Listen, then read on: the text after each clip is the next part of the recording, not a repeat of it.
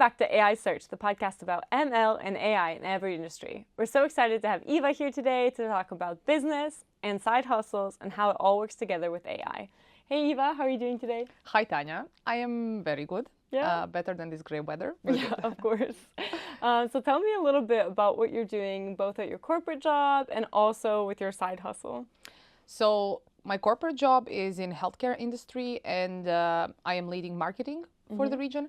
So a side hustle is more like a second job because it's a small corporation.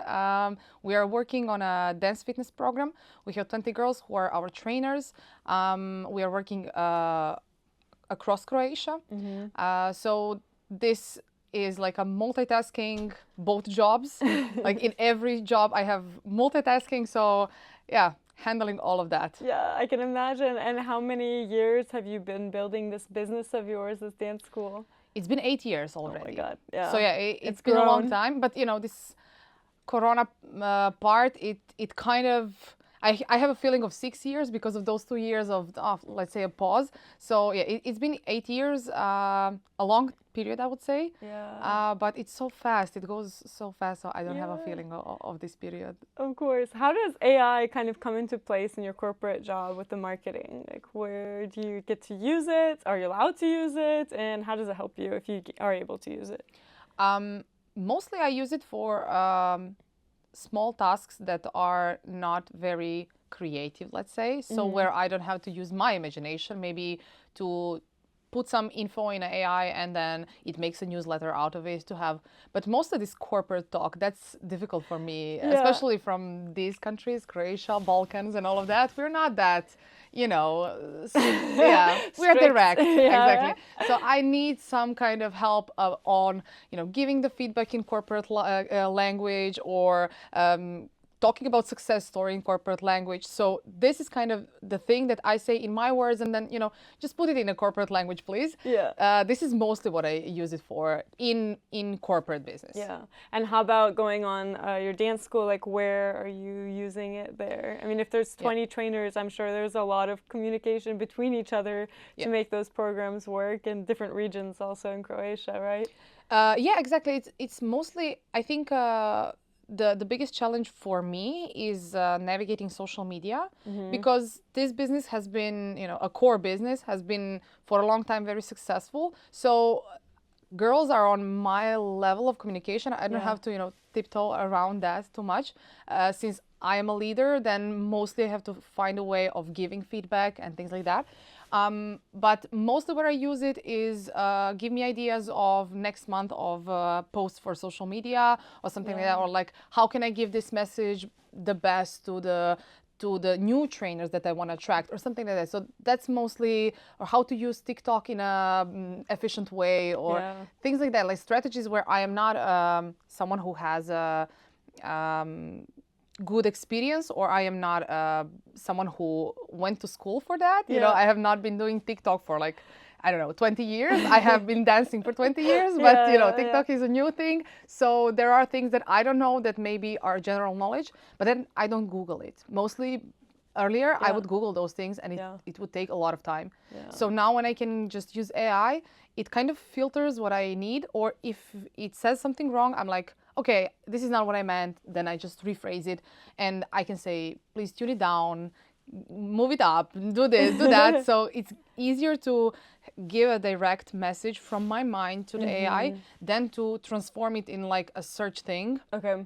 Like, okay, how do I do a video about this? And then you get a lot of different things on Google. So I would say that's the biggest benefit when I use AI. It filters, kind of uses what I would do manually on any search other. Oh, for sure. I feel the same way in video editing and graphic design. Sometimes if I forget the keyboard shortcuts, by the time I Google that, I'm like, read through 3 articles to find what I need. It's much easier to just, you know, type it in ChatGPT and like, oh yeah, I forgot. Exactly. Also, I think like I was rebooting my phone, so I needed like a tutorial for that. I was like, just give me a tutorial. Okay, I don't understand, where is this? Then I get an answer. I get straight answers, which really is more efficient. Then I don't have to spend that much time on simple tasks that I'm just not an expert in. But also, for example, I was going on a business trip to Berlin. I had one afternoon, and when I Google what to do in Berlin, it takes a lot of time to search what I can do in one afternoon. So to really have a feeling of how long, what's the distance, blah, blah, blah. I have to really make a scheme of that. So I can just ask AI, I have an afternoon in Berlin. What can I do? I would like to eat. I would like to, I don't know, see stuff. I would just like to walk around the city. I would like to have an ice cream. Please recommend. You know, it's easy as that. I don't have to Google everything. I don't have to find a route. I can tell him, just him, them. I don't know why I say male stuff. Okay, it's also a thing. It's becoming a person. I have a feeling it's a man. I don't know why. But so I can give them the instructions of some things that I would need to calculate.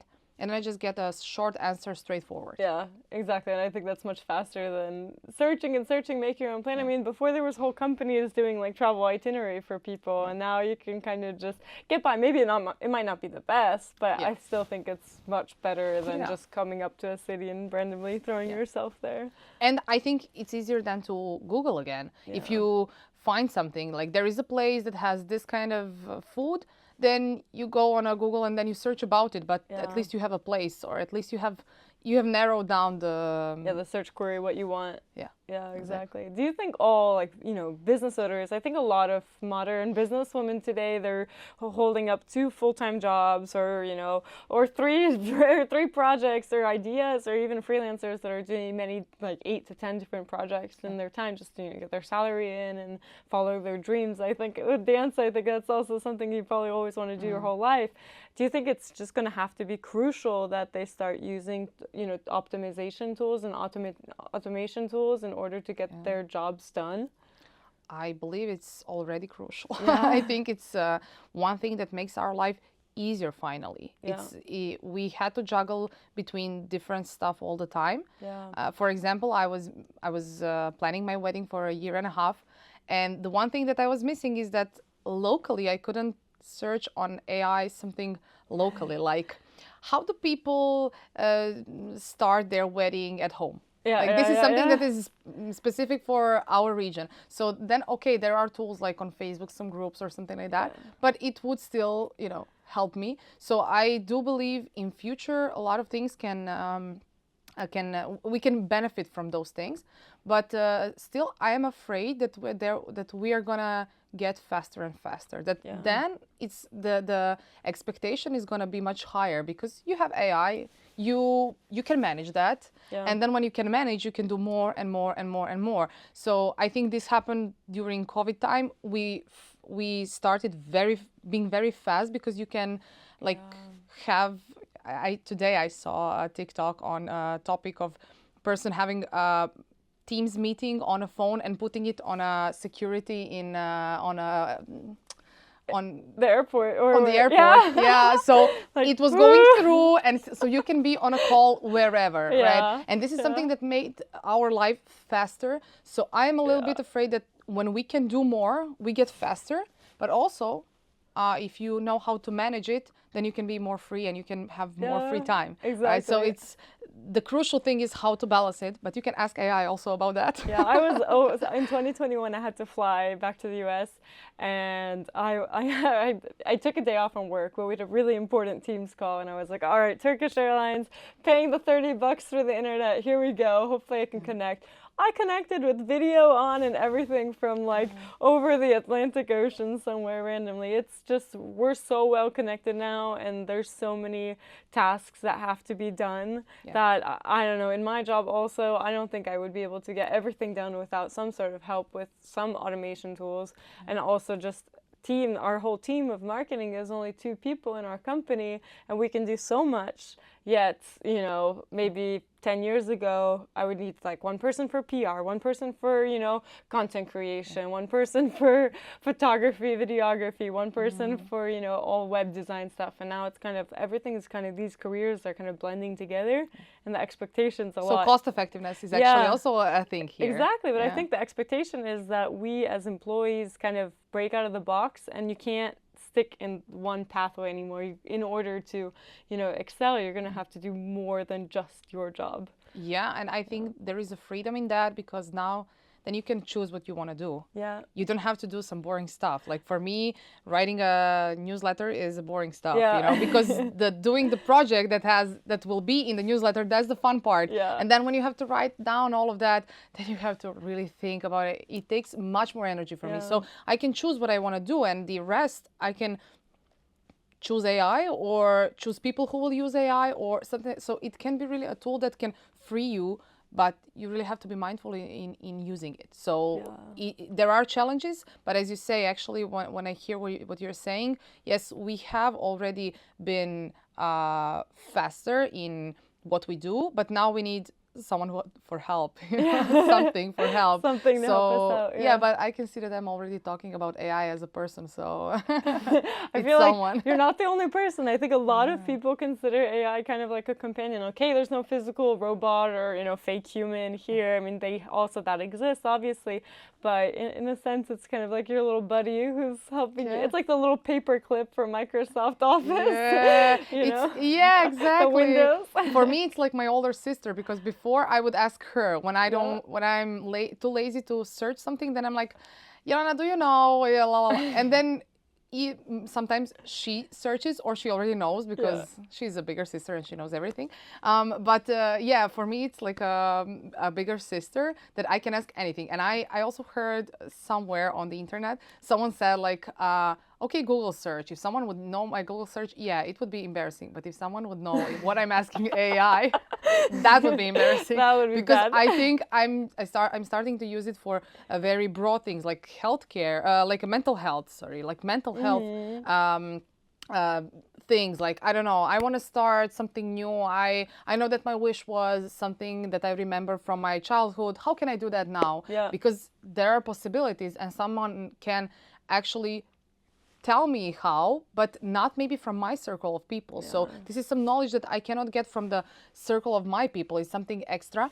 And what I like is that at least ChatGPT at this point, which I'm using mostly, is really considerable in the conversation. So it never goes like too deep or giving too much advice, or it starts very broad, general, and then if you want to go deeper, then you give that. So it doesn't say like do this and you will get $1 million, for example, right? Yeah, of course not. It's very considerate about how it gives the advices, which I really appreciate. Well, I think it's also like our community is really biased around this. Like our friends that know us for a long time, they obviously see you in a different light. And even, the culture around you and the people around you from the same country, they see politics in a certain way. They see, life in a certain way, because we all kind of grew up in a similar environment. Okay, there's always differences, but they're very nuanced compared to the whole world. And the data that's getting filled into ChatGPT is really worldwide data. So, I mean, yes, sometimes I think somebody in the US might be able to have better,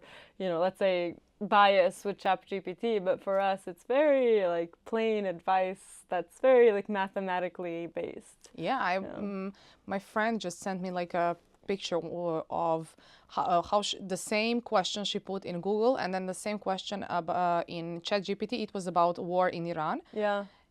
And it was a very different answer, because in Google, it was something from newspaper that was written, and it was very bombastic. Like it was, don't go there. It's very crazy, blah, blah. And then ChatGPT gave like a answer that was very filtered. And it says like, be cautious. This is happening there. But still, it's kind of more objective. Yeah. So what you get from the internet kind of filtered out. Yeah, and I think maybe that's a good thing, because I think for generations we've been having a lot of, let's say, like really bad propaganda about countries, even our own country. Yeah. People didn't want to come visit, Yugoslavia or even Croatia after the war, even though it was completely safe here, because they didn't know for 10, 15 years, And then at the same time, it's like, we reading those headlines, I mean, that's a whole media issue, but you're kind of scared to even travel anywhere outside of, places that people that you can kind of have firsthand evidence. So, and like for us, Middle East, it's Dubai, it's also, I don't know, Jordan, it's also Iran, it's also, and we feel everything is like on one place, but actually it's not. Yeah, it's huge. It's huge. So really, I think information at this point is crucial to have. I mean, always information Yeah. is power. So having the right information is important. But this is where also someone who is working on ChatGPT, who is working on AI, has to be mindful of that. I think laws have to be in place to really secure that there is not going to be some interference in that, because I don't know who is behind it, Yeah. especially as an end user who is not in programming, in that kind of tech. Yeah. I don't know. So I am kind of in some industry, so I have some feeling, but someone who is not, someone who is completely out of tech, is also going to use it. So it's really important that people are protected when they are using it. Yeah, the data is accurate, as much accurate as possible. Yeah, so that all of these benefits actually stay for a long time, not that it gets transformed as it does, because Google was more objective earlier. Yeah. You couldn't get that much info, but you got more objective info Information, because not everyone was there. Not everyone knew that they can use this platform for it. Yeah. So that's kind of important future thing, I think. Well, it's interesting because, ChatGPT is, 3 years old now, so it's very fresh. Yeah. And so it's going to be interesting to see in Google, 30 years later, how it's going to be biased. I mean, I'm sure it's going to transform in a million ways for 30 years, just like Google did. But at the end of the day, it is a kind of content search retrieval platform. Yes, when you think, now when I think, when I hear about something, first thing I do, I go to TikTok, Reddit, ChatGPT, right? I don't Google anymore that much. And I couldn't imagine that 3 years ago. Yeah. Because some people were saying, it's gonna, Google is not gonna be used anymore. I was like, come on, everything is on Google. You cannot say that. Yeah, but I it's feel the same transforming way. so I don't remember the last time I searched a restaurant on Google. Instagram, TikTok. I want to see the picture of my food before I eat it. It's very, and reviews, there are comments, there are people tagging this place.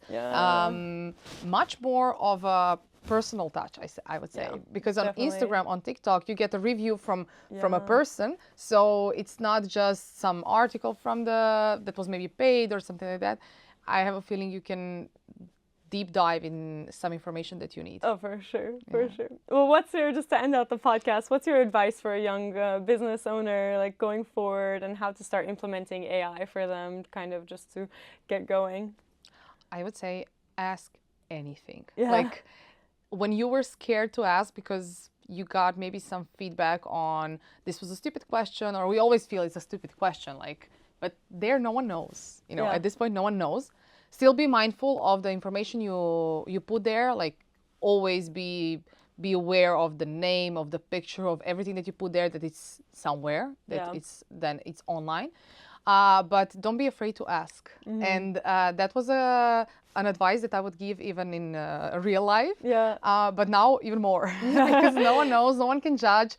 ChatGPT doesn't judge, So I have a feeling you can ask anything, and then your creativity can open up, and then you can try anything, any job you want, any side hustle that you want, you can start. And then you really, by just asking the questions, you get some answers, and then some other things pop up, and you just roll over. So I think this is the biggest freedom you can get. Use it as much as you can, but just be mindful about data you put in. Yeah, exactly. I think there was a big difference between if you purchase the paid plan of ChatGPT versus the free plan. The paid one actually has a lot more privacy concerns. Oh, I didn't know that. I never paid. Good reason to pay, but okay, you should just be mindful of your data no matter what. Yeah, exactly. Thank you so much for chatting with me today. It was so great to hear your business and everything you're doing in both worlds. It was nice to be here and actually to talk about this topic. It's a very fresh one, so not a lot of people are talking about it. But it's really nice to talk to someone who is into it and who also has a lot of things doing all the time. So we feel each other. Yes, definitely. Thanks for having me. Thank you. You can watch AI Search on YouTube, Spotify, and Apple Podcasts. Let us know what you think in the comments.